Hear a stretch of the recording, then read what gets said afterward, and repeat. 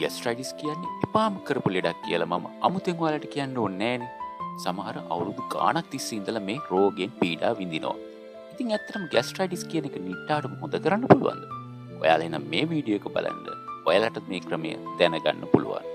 Gastritis හොඳ කරගන්න තියෙන ලොකුම බාධකය තමයි ඔයාලගේ ආහාර රටාව. බලන්න මේ විදිහටද ඔයාලත් ආහාර ගන්න කියන්නේ.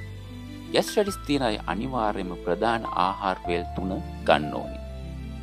ඊට අමතර පුංචි ආහාර වේල් දෙකකුත් ඔයාලට ගන්න පුළුවන්.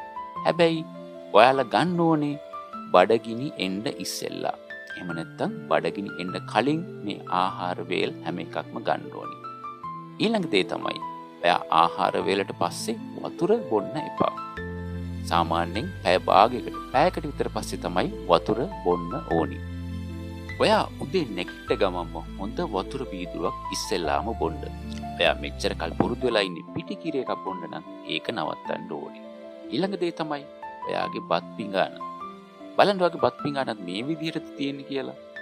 ඔයාගේ බත් පිඟානේ භාගයක්ම තියෙන්න ඕනේ එළවලු වර්ගයි පළයි. ඉතුරු භාගයේ 4න් එකක්. කාබෝහයිඩ්‍රේට් ඒ කියන්නේ අපි වැඩිපුරම කන බත් එකකුයි ඉතුරු 4න් එක ප්‍රෝටීන වලින් තමයි ඔයාගේ කෑම වේල තියෙන්න ඕනේ. ඊළඟ විශේෂ කාරණය තමයි ඔයා කෑවට පස්සේ පැයක් යනකම් කොයි වෙලාවකවත් ඇඳේ හාන්සි වෙලා ඉන්න එපා. ඒ වගේම ඔයාගේ රෑ කෑම රාත්‍රී 4ට කලින් අනිවාර්යයෙන්ම ගන්න. ඔයාට කන්න හොඳ නැති ආහාර වර්ගයක් තියෙනවා. විශේෂයෙන් ක්ෂණික ආහාර, ඒ වගේම රසකාරක එකතු කරපු ආහාර.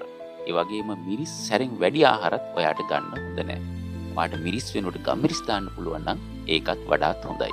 ඊළඟට ඔයා ඇල්කොහොල් වලට හුරු වෙච්ච කෙනෙක් නම් ඇල්කොහොල් ප්‍රමාණය පුළුවන් තරම් අඩු කරන්න ඕනේ. මොකද ඇල්කොහොල් වලින් ගැස්ට්‍රයිටිස් හොඳටම වැඩි කරනවා. මේ විදිහට ඔයාට දිනපතාම අකණ්ඩව මේ දේ කරන්න පුළුවන් නම් මාස 3-4 අතර කාලයක් ඇතුළත ඔයාගේ ගැස්ට්‍රයිටිස් කියන එක සුව කරගන්න පුළුවන්. තවත් වැදගත්ම කාරණයක් තමයි ඔයාගේ ස්ට්‍රෙස් ලෙවල් එක. ස්ට්‍රෙස් ලෙවල් එක ඇත්තටම ගැස්ට්‍රයිටිස් වැඩි කරන දෙයක්. ඔයාට ස්ට්‍රෙස් ලෙවල් එක පාලනය කරගන්න පුළුවන් නම් ගැස්ට්‍රයිටිස් කියන එක ගොඩාක් අඩු කරගන්න පුළුවන්. මේකට ක්‍රම ගොඩක් තියෙනවා. ඔයාට ව්‍යායාම කරන්න පුළුවන්, ඔයාට භාවනා කරන්න පුළුවන්. ව්‍යායාම කරන එක දවසට පැය භාගයක් අනිවාර්යෙන් ව්‍යායාම කරන්න.